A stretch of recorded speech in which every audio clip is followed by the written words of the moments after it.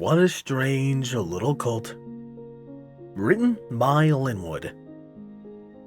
Chapter 11. Truth. Monday morning. Twilight Sparkle studied the parchment sitting on the table before her with narrowed eyes. Dear Princess Celestia, is there any way to help Princess Luna without... The interloper looks just like a foal, and I'm having trouble believing that. No. There's something about the interloper that I think you should... I know you must have your hooves full, but if the interloper isn't dangerous, should we still... Are you sure you trust me with this? She groaned and scratched out her newest failed attempt at the opening line. The walls around her groaned and rumbled as rain poured down outside, drumming on her home's leaves in torrents. Her magic flickered and blinked out as she replaced her quill in its holder. She thought to herself as she rubbed her temples. There has to be some way to say this right. The whole situation seemed simple on paper. A dangerous creature was on the loose, and she was supposed to get rid of it. Not that I have much of a choice with a princess depending on us. It still felt so real. How could Princess Luna be in danger? She was an alicorn, one of the most powerful magic users in Equestria. It seemed far too absurd that she would be in mortal danger, but it had been right there in the letter. She was injured, and she wouldn't be getting better until Twilight and Looking did their job. Anima Thaumaturgia had been explicit in its description of combating interlopers, and Twilight had worked hard on enchanting the bindings. Soon the rest of the items she and Looking had sent for would arrive, and then all they would have to do is actually carry out the plan. Well camouflaged and pleasant-mannered interlopers notwithstanding. So, why do I feel so... off? Twilight looked back at her scratched-up letter, a mess of anxiety flipping around in her gut. Princess Celestia's own sister was in danger, and she probably had a lot on her mind. Was it really a good idea to tell her every misgiving she had? Should she say that she wasn't confident at all? What good would a letter do? She thought. It still has to be done either way. She groaned again and reached out for the quill with her magic. Twilight jumped in her seat and yelped and tumbled backwards, meeting the library's unyielding wooden floor with a fantastic thud. What was that? Is everything all right? A voice called from upstairs. Nothing Looking. Twilight called back, extremely thankful that the stallion wasn't present. Some ponies just at the door. She groaned as said door continued to produce impatient knocks. Coming.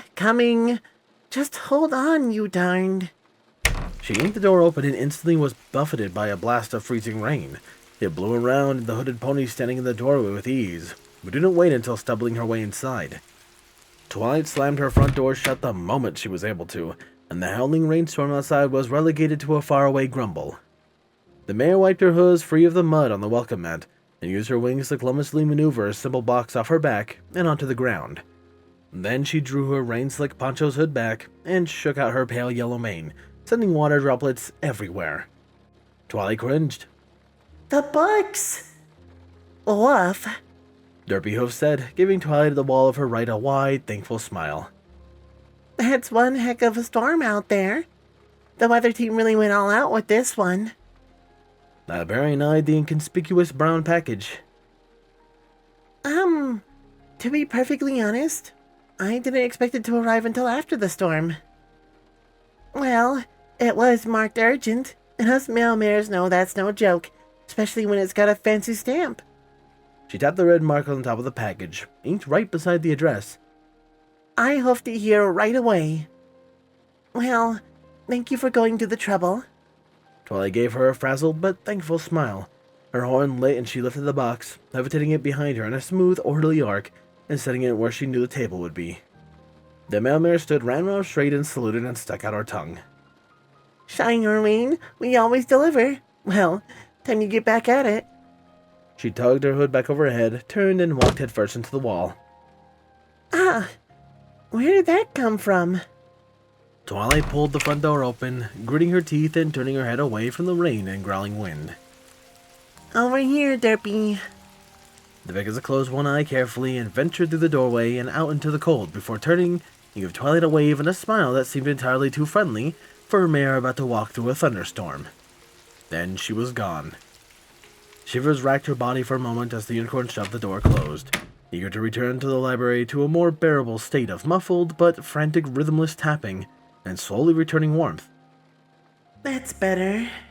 Now for that package. Twilight spun and returned to the table, lightening her horn and correcting her chair as she walked. Was that the delivery? Looking Glass called again. Twilight's magic made quick work of the seals, popping them off of the package's side. Yes, it's early. Great. I'll be down in just a moment. Okay. Twilight turned back to the package, but her hooves paused as they moved towards its lid. She bit her lip and stared at the bright red stamp emblazoned on the top of the box, the shield and scepter insignia of the Royal Bureau of Investigation. Her stomach flipped. With this, they had everything they needed. With any luck, the plan would work, and no pony would have to get hurt. I don't have a choice. It's for the princesses. We do it today. She pulled off the lid, but she already knew what was inside. A dusty-smelling manila folder that held a copy of the records of one of Counselor Sandy Hill's, a summoner's form, and a gleaming golden badge that bore a different crest than its package. Twilight's muzzle screwed up as she read the words that pressed into the metal. Equestria Ministry of Public Health and Family Services. The unfinished letter lay underneath the box, quietly forgotten.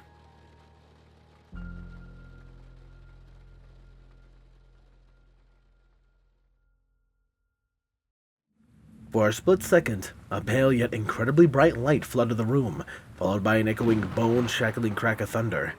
The walls shook, lights flickered, and Rainbow Dash's heart seized a little. Whoa! Thunderlane let out a cheer. That was a good one! He laughed and flopped back onto the couch. Dash bit her lip. Yeah, it was. Rain drummed against the weather office break room's window with what seemed like an exceedingly unnerving beat.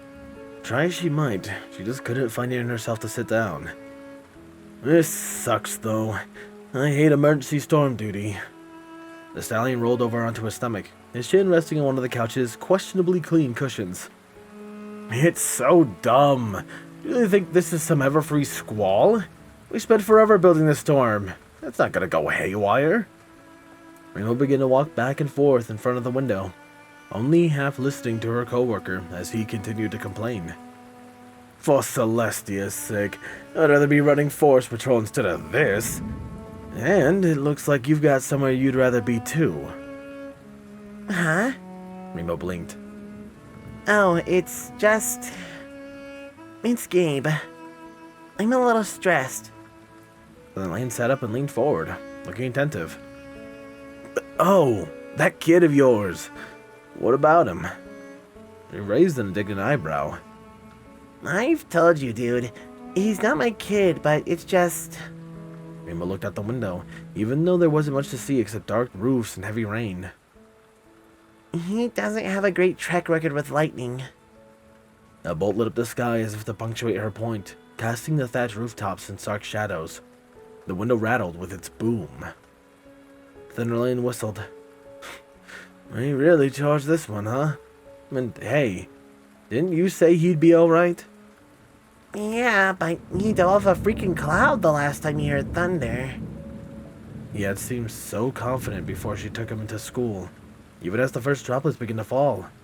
How had she let that little squirt talking into doing this? Damn it. Why does he have to be so good at words? He raised an eyebrow. So? Rainbow fixed him a stinging look. So? He can't fly. Oh. The stallion coughed into his huff. Well, if half the stuff you say about the little dude is true, he's one tough cookie. He'll be alright. She huffed. I guess you're right, but it's killing me not to know. Maybe I should... She stopped, her ears twitching. A faint cacophony of hoof-on-wood clomping, almost inaudible but growing louder. Thunderlane cocked his head, but his ears swiveled towards the doors too. The steps were growing louder now, wild and uncoordinated, coming up the stairs. At the end of the hall, thundering towards the door. Cloudchaser burst into the room with a flurry of hooves and water. Her goggles were pushed up into her frazzled mane. Her pupils were the size of pinpricks as they frantically scanned the room. She practically left a small river behind her. Did she fly here? The new arrival's head popped up when she saw Rainbow. Dash! She gasped, fighting for breath. I gotta... You need to... Wait. Rainbow said as she cantered up to the panting mare. Come on, spit it out. It's your kid. Cloudchaser finally managed hitting a spike of ass into Dash's lung. At the school, something's wrong. She gulped air. They need you there right away. Rainbow whipped her head around and looked at Thunderlane. Or, maybe he's not alright. He offered up the most pathetic, awkward grin she had seen on a stallion in a long time, which was really saying something. Oops. She snorted and galloped out of the door. Sweetie Belle squirmed in her seat. She swallowed and shuffled in her desk chair and tapped her hooves together. Another bolt of lightning painted eerie white shapes on the walls and she jumped. A second later, its thunder threatened to tear the windows out of the building, and a Colt made a muffled cry. At least he wasn't the only one. Apple Bloom and her eyes locked on her desk. Scootaloo kept glancing around as if she was waiting for a cue. Every foal sat in silence. Well, nearly every foal. Silver Spoon snickered from her desk. Julie's head popped up like a submersible periscope and scanned the sea of faces, but none of the fillies or colts must have looked guilty enough to draw her away. She lowered herself back down to the ground, cooing softly. It's okay, Gabe. It's going to be okay. Sweetie craned her neck and leaned just as far of her desk as she dared, just enough to see underneath the desk right in the middle of the front row. It's not real. It's not real. It's not real. It's not real. Gabe had crammed himself under his desk as best as he could and wrapped his forelegs over his head, one across the base of his skull and the other over his muzzle, covering his eyes. His ears were pinned back as he muttered nonsensical mantras to himself over and over, with a faint, weak, and frankly insane-sounding voice. It's not real. It can't hurt you. It's not real. It can't hurt you. It's not real. Another flash of light, another ear-splitting crack of lightning, another grumbling barrage of thunder. He made a sound halfway between a yelp and a growl and spasmed, banging his head on the other side of the tiny desk. Sweetie craned her neck to get a better look. Thunder rolled and the Colt made a lone whine. Julie's muzzle screwed up and her eyes watered as she pressed her hoof against his side. That cackling snicker came back, followed shortly by a snooty whisper that, unfortunately, was within earshot. Look at that little baby Diamond. The stuck-up filly scooted her desk closer to Diamond Tiara's and stuck out her neck. What kind of kitty is afraid of a thunderstorm? Sweetie couldn't see Diamond's face, but she knew the predatory eye-wind grin that would be there well enough. Her chest got cold just thinking about it. Another flash and another roaring boom. Head down. Don't forget. Cover your neck. Cover your eyes. Count to 7. Don't hold your breath. It's not real. It's not real. The sound of thunder from a strike further away began to rattle the roof shingles. 1, 2, 3. Silver Spoon chuckled like it was a pleasant surprise. Sweetie felt her face grow hot, and she had to hold back a snarl. Apple Bloom still had her eyes locked on her desk, but now she wore a deep, dark frown. Scootaloo was rubbing her hooves together and eyeing the back of Spoon's head like it was the world's most tempting hoofball. And Miss Cheerilee was still lying on the ground next to Gabriel. Couldn't she hear? Wasn't she going to do anything? Flash, boom, venomous giggle. What a weenie, hiding under a desk and counting. He sure isn't so tough now, huh, Diamond? Diamond turned to her partner in crime, but her face was completely clean of its usual conspiratory sneer. Stranger still, the filly wore nothing in its place. It's not the thunder, she said, completely deadpan, apparently not caring that the whole class heard her. Sweetie's eyebrows attempted to climb to the top of her head, and Silver's twisted grin evaporated. What? She said. DT stared at her, then held up her foreleg and examined it with precisely zero emotion. A clean white cast encased her limb from hoof to elbow, like a partial exoskeleton, free of any mark or blemish save for a single poorly penned signature. Thunder's just noise. He knows that. He stared directly at Silver Spoon. He's the scariest pony I've ever seen.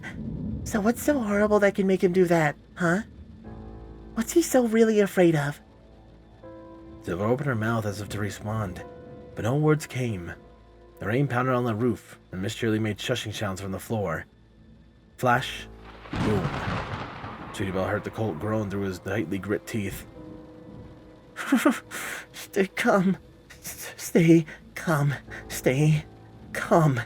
You're not the target. It's not real. It's not real. 1, 2... Not the target. Sweetie Belle thought. Who would be targeting him? The schoolhouse door slammed open, and every other foal jumped in their seat. A few of the ones closest to the door let out squeals of their own. Immediately, the wind went from unnerving whisper to a howling roar, filling the space with sound and clawing at the posters of the walls. Rainbow Dash turned and shut the doors behind her as fast as she could, returning the storm to nothing more than an unhappy but external presence for all but one pony present. Flash, boom, louder this time, enough to make the walls groan. Gabe groaned into his foreleg and Rainbow Dash rushed down to the nearest aisle between the desks, racing to the front of the classroom. She glanced down next to Miss Chiu-Li as the teacher tried to get the Colt's hoof out from between his teeth. Hey, Gabe, I'm here. I'm here.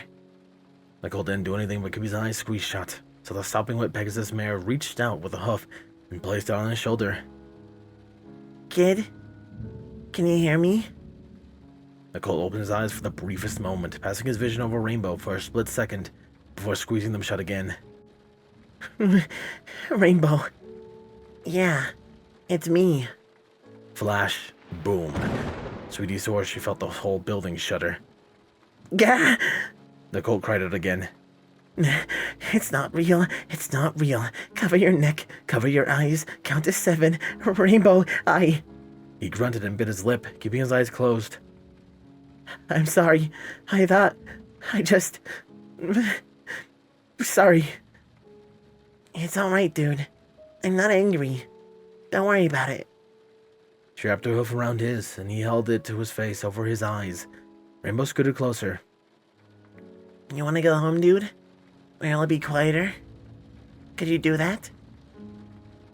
I don't know that I can. He muttered. Loud. This time when the lightning struck, he squeezed Rainbow's hood hard enough to make her softly hiss. Can't stay here. I can make the flight in a minute flat if you can close your eyes and cover your ears. I can take care of the rest. Can you do that, kiddo? Gabe didn't move for a long while, then nodded once, sharp and quick. Alright, come here. The whole class watched as the Colt crawled out of the desk towards the encouraging sound of Rainbow's voice. The two adults guided him, step by inching step, into Rainbow's forelegs, where he pressed himself into her soaked coat. He kept his eyes squeezed and shut and curled into a twitching lump of fur and mane, and clamped down his wings at the next fantastic crash of thunder, but he didn't dive back under the desk like before. Rainbow hugged the foal tight and began to beat her wings, lifting the two of them off the ground. Miss Shirley followed them to the door. The mare paused within hoof's reach of it, and talked to the other in hushed voices that Sweetie couldn't quite overhear. After a few tense moments, Rainbow spoke up. Alright. Thanks, Cheerily. I mean it. He said with a nod. The teacher tried to smile. Of course. He's one of my students now. Still hovering, Rainbow looked down at the foal huddling close. You ready? Cover your ears. He did, one with each hoof. As she spread her wings, then a stony-faced Miss Cheerily stepped to the door and pulled it open. Rainbow Dash launched the two of them out into the roaring wind with a single flap, and they disappeared. The teacher slammed the door shut, and once again sealed the storm outside. It complained in a throaty, rumbling roar, and no pony made a noise. And she sighed and began to make her way back to the front. Sweetie Belle's gut felt twisted and empty, and her heart hurt. Once Miss Cheerily reached the front of the class, She turned towards the foals and put on the same smile as Rowdy did when a customer came in 2 minutes before closing, after a busy day, with a torn dress and tears running down their face. Alright, every pony. I know that we've just started, but I don't think we'll be getting much learning done. I'm giving all of us the rest of the day off. Now if any pony wants a buddy to walk them home, please raise your hoof. The Colt had curled himself into a tight, shaking ball by the time Rainbow arrived at her cloud home. It was still floating low, so it got to endure the storm the same way as any other house in Ponyville. She shoved open her door with her shoulder and hurried in, still hovering, only letting herself pause once she kicked it back shut again with her hind leg. Unlike the schoolhouse with its large empty space and thin walls, the Cloud Dominium didn't function as a massive drum. Here, the rain harmlessly fell into the clouds or onto the stone. The structure itself acted as a giant muffling pillow. Even the thunder didn't seem so bad in here, reduced to an annoying grumble. But Gabriel twitched and muttered anyway. She flew them upstairs with aching wings. Flying with a Colt was normally taxing, but doing it through a storm while both of them were soaking wet? They practically screamed at her to stop. She paused in front of Gabe's room, then decided against it, and went straight for her own. We gotta get some posters or something. That place is just too depressing. Rainbow crossed the home stretch out of breath and reached her bed just as her wings gave out. The two flopped onto the gloriously soft cloud mattress with a whump. I'll deal with wet sheets later. Another clap of thunder rolled through the air outside, and Gabe shivered, sopping wet, his eyes still shut tight and his hooves over his ears. Rainbow raised her hoof and tentatively reached out, carefully pressing her hoof against his and moving it off his ear. Hey, kid. I'll be right back. He didn't respond. Rainbow ignored her leg's stiff complaints and hauled herself off the bed before wobbling her way to the bathroom, letting her wings hang limply over their side. She then grabbed her biggest, fluffiest towel and wobbled right on back. Gabe hadn't moved, but he'd gone back to covering his eyes and the back of his neck. His breath came in deep and measured, but she could tell that he was forcing it because the way he shuddered and he sucked in air. She climbed back under the bed and shuffled up next to Gabe, throwing the towel over the little green foal's back. The mare dried the little green ball of foal as best as she could, careful to work around his wings and thoroughly rubbing the worst of the water from his mane and tail. But he still didn't move when she tried to untuck one of his legs. Gabe, you gotta work with me here. I'm trying to help ya. He didn't open his eyes, but when his forced green hoof extended itself, Rainbow dried it, then the next, and the next, and the next, and then was faced with the puzzle of drying off the little colt's underside. She frowned, set the towel down, and hooked the leg under his belly. Hop. What? Gabe flailed half-heartedly as she lifted him up and plopped him down on the towel. He splayed his legs out in all directions, his eyes still shut, but a perplexed look on his face nonetheless. There you go. That better? Gabriel gulped a breath of air, then another, then a bunch of quick breaths, and at one go, snapped his eyes open. He blinked a few times and looked at Rainbow, then around the room, examining each of Ever Wonderbolt's and Daring Do posters on her walls. Your room? He eventually said. Yeah. She gave him a sheepish smile. Yours was kinda bumming me out. Sorry. His red eyes stopped, focused on some part of her wall. Rainbow blushed when she followed his line of sight to a picture he had drawn of her, hung up next to her Soren and Spitfire poster. If you want me to take it down, I can. No. It's fine. You're good. He stared at her until thunder rumbled outside, and his chin immediately dropped to the now damp towel. He looked completely ragged. The fur on his face was mussed up like crazy, sticking in every direction, and his mane was no better. Deep bags hung under his bloodshot eyes. At least he's still not squeezing them shut. She thought.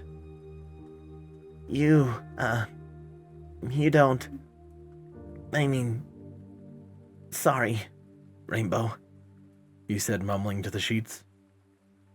I thought I could handle it. Rainbow frowned. How is that your fault? You didn't ask to be so scared of that sort of thing, dude. He stayed silent, and the mare mentally kicked herself, stupid. Was that the wrong thing to say? Think. What would Mom do? Do you want to talk about it? He rubbed his cheek with a huff, messing up the still damp fur on one side of his muzzle. I don't know. Well, Rainbow said, frantically racking her mind for the right words. Why don't we, give it a shot and see how it works out? Okay. Gabe tapped the tips of his hose together and winced at the sound of the storm outside. How do egghead therapists talk, Rainbow? I wish Sandy was here. She shook her head, blinking hard. Come on, you can do this. Use your noggin. How are you feeling right now? Gabe continued to study the wet bed sheets. Exhausted, he decided after a few moments. I'm tired of being put on edge by this. What's putting you on edge? He fixed an incredulous look on her, and Rainbow coughed into her huff. I mean, what about the thunder and lightning and stuff is putting you on edge, I mean? Real smooth, Rainbow. Perfect. What a bang-up job you're doing. The Colt rubbed his hose together, but didn't speak. Rainbow tried again. It's something to do with your homeland, isn't it? He looked at her, gave a tiny nod, and took a deep breath. We only ever called them new bombs, because we never found out what they actually were. But, they sounded just like that. Like rolling thunder. Even when they were right on top of you. And they could really mess you up. He had a far-off look in his eyes when he spoke. Thunder grumbled outside. Rainbow grimaced. How could such a natural, normal noise become a harbinger of something so terrible? I'm sorry, kid. That sounds awful. Just another scar, I guess. He rubbed at one of his forelegs, which had now grown a peach fuzz-type layer of fur. He stared at the gnarled knot of twisted skin underneath its sorry disguise. I'm such an idiot. What? The male tilted her head. I keep getting this idea that I can fit in here. Like, I don't know. Like, eventually I could be a real pony villain or whatever. He flopped his legs down into the bed. But I'm, worried that I can't. None of this keeps happening. I keep trying, but... Rainbow snorted. So you're saying you can't get over this? Come on! He jabbed a hoof at him, poking him gently. You've come this far, and you're giving up now? Huh? The little Colt gaped up at her. Listen, kid.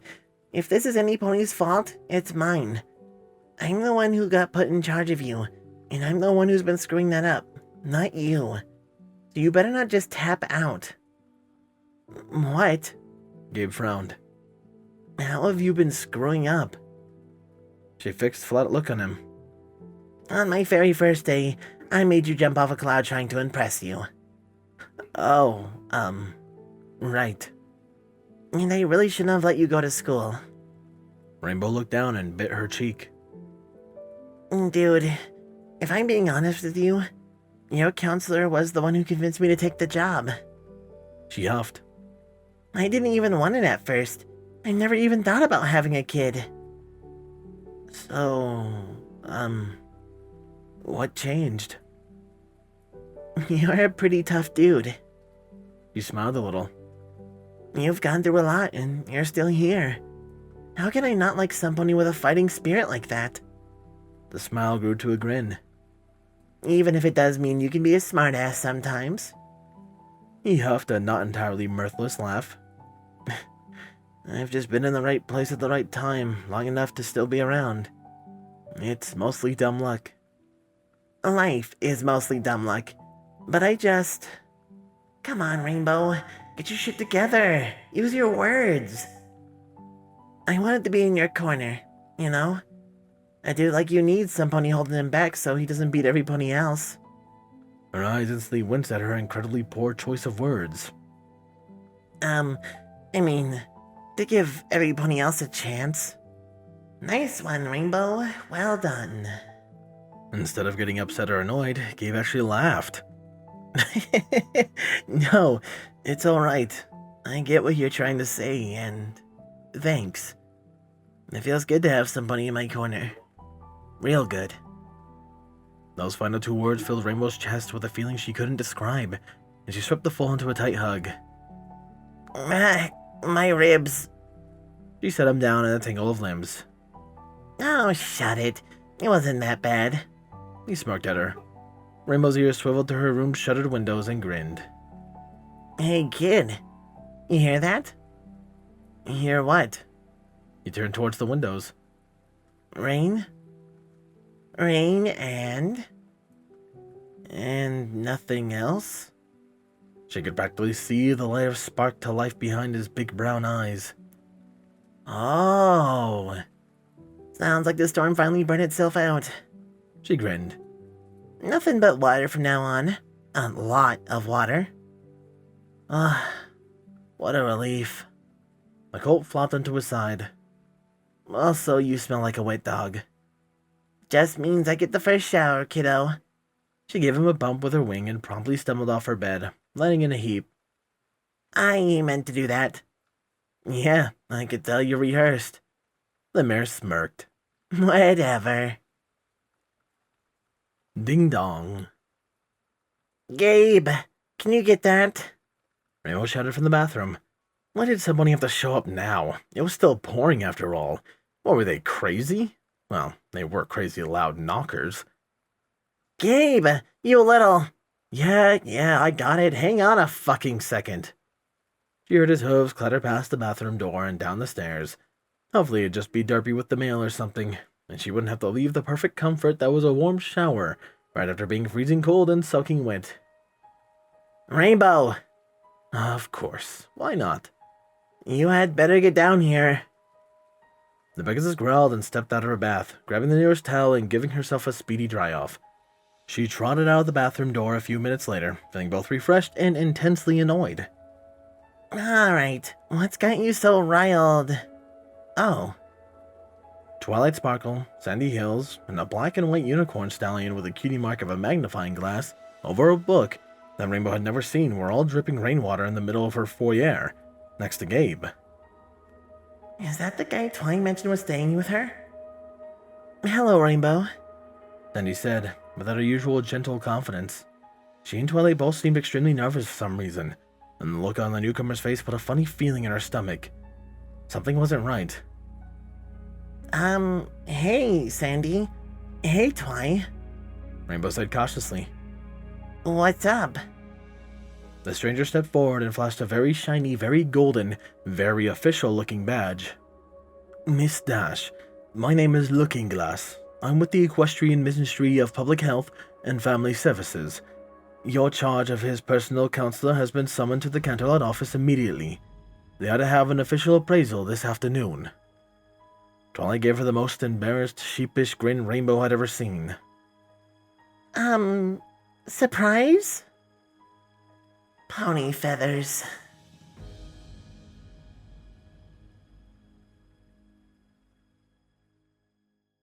One week of What a Strange Little Colt is here. 1 week, if not longer. It depends on how far we get and how much I split chapters. This one was a whole chapter, but I don't know if I'll keep doing that with how long some of them get. What I will keep doing, however, are thanking my wonderful Patreons.